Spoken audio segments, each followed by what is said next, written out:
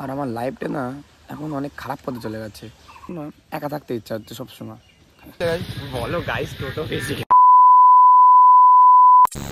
Guys শুভ দুপুরবেলা, তো সুন্দর একটা দুপুরে সুন্দর একটা ভিডিও চলে আসলাম।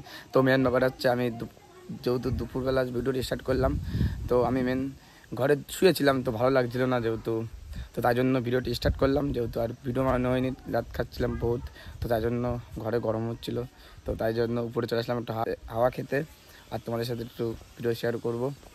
তো দেখাচ্ছে, দেখো ছাদে করে উঠেছি, দেখো আম দেখাচ্ছি, দেখো কিরম পেয়ে গেছে, দেখেছে দেখো আম, দেখো দেখো আম কেমন পেয়ে গেছে, দেখেছো আম, দেখো শুধু আম।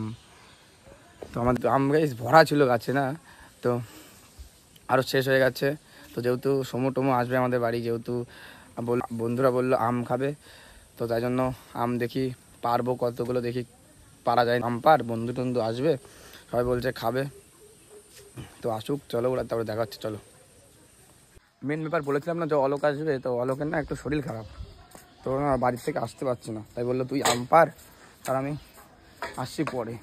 যেহেতু বাড়ি শুয়ে আছে, যেহেতু বাড়ি না শুয়ে আছে বুঝলে, ওর খুব প্রচণ্ড জ্বর হয়েছে বুঝলে, জ্বর এসছে, তো আমি বলছি আমি পারতে পারছি না, আমি আসতে পারছি না, তুই পার করা, তুই পার পেরে নিয়ে আয়, তো সমুদ্র ওখানে যেমন তো রয়েছে ওখানে, তাই জন্য আমি আমটাম পেরে নিয়ে যাবো ওদের বাড়ি। তো আম পেরে নিয়ে চলো, দেখো লাল লাল, এই দেখো লাল হয়েছে, ঠিক আছে ভাই, সেরকমই আমরা পারবো।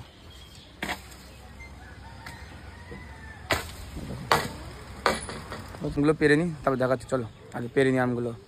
পাকা পাকা আম আমাদের গাছের, যেহেতু হতো বন্ধু বললো আম নিয়ে আয় বাড়ির থেকে, তাই আম নিয়ে এখন কাটবো, তো চলো কাটা পরে দেখা হচ্ছে, চলো।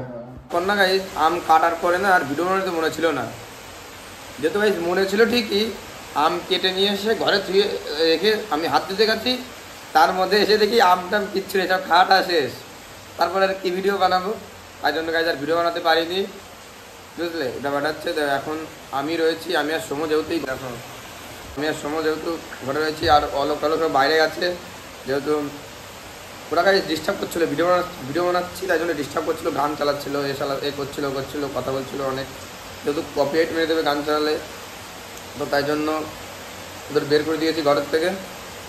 তোরা আজ একটু আসবে, দেখি কোথাও ঘুরতে যাওয়া যায় নাকি, ভাবছি দেখি কোথাও ঘুরতে যাবো একটু। কিন্তু গাইজ আমাদের প্রত্যেক দিন না গাইজ মাঝারি গ্রামে যেতে হয় পলকের জন্য, প্রতিদিন মাসে প্রায় 30 দিনের মধ্যে 25 দিন মাঝারি গ্রামে যেতে হয় গাইজ আমাদের রাত্রের বেলা। যেহেতু আগে যেতাম মেয়েতে ক্যাফেতে, তো এখন তাও বন্ধ হয়ে গেছে অলোকের জন্য, যেহেতু না প্রতিদিন মাঝারি গ্রাম সন্ধ্যের সময় আমাদের যেতেই হবে, অলোকের জন্য যেতেই হবে, সে যাই হোক, বৃষ্টি হোক ঝড় হোক যাই হোক যেতেই হবে। তো চলো দেখা যাক আজকে কোথায় যাওয়া যায় দেখি, তো চলো তোমার সাথে বেরোনোর সময় আবার দেখা যাচ্ছে, চলো। না গাইজ ভিডিও বানাতে না পিসি ফোন করেছিল, যে বললো যে একটু বনগা যাবে, তো তার জন্য একটু তালা খুলছে দেখো কোথাও, তো গাড়ি বের করতে বললো, তো পিসি বললো একটু বনগা যাবে, আমি না কী করতে যাবে দেখি, একটু গাড়িটা বের করবো।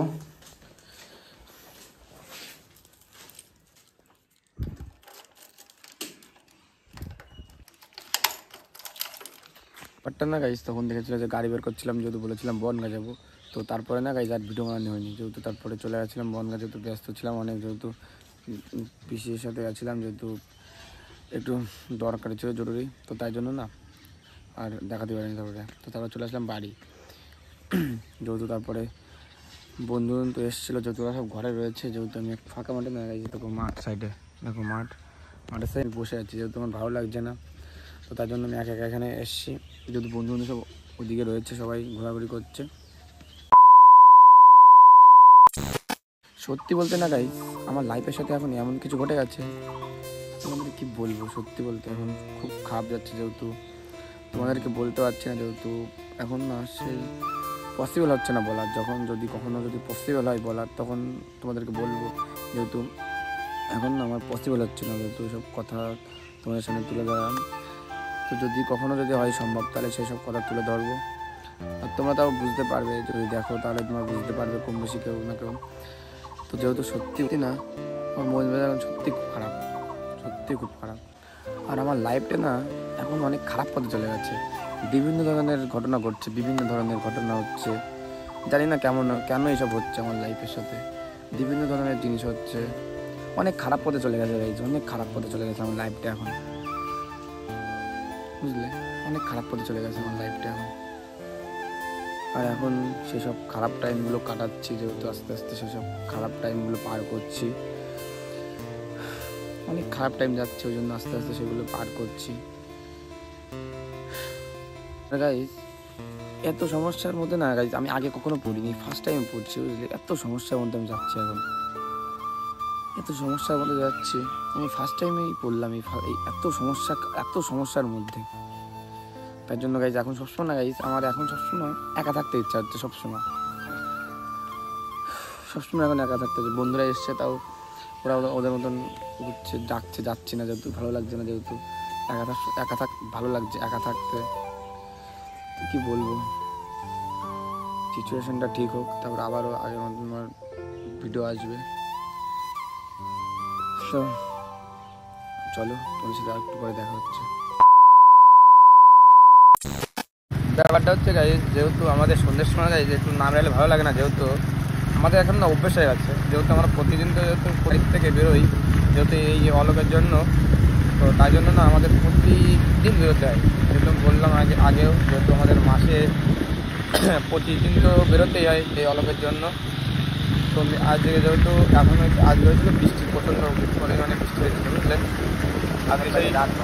আজকে সে প্রচণ্ড পরিমাণে বৃষ্টি হয়েছিল, 4টে থেকে বৃষ্টি শুরু হয়েছে, আজ তো 5 মিনিট আগে। তারপরে এখন বেরোচ্ছি, যেহেতু আমাদের যেতেই হবে মাঝের গ্রাম, যেহেতু না তো হয় না। এখন বাজে রাত 9টা, তাই এখন আমরা বেরোচ্ছি।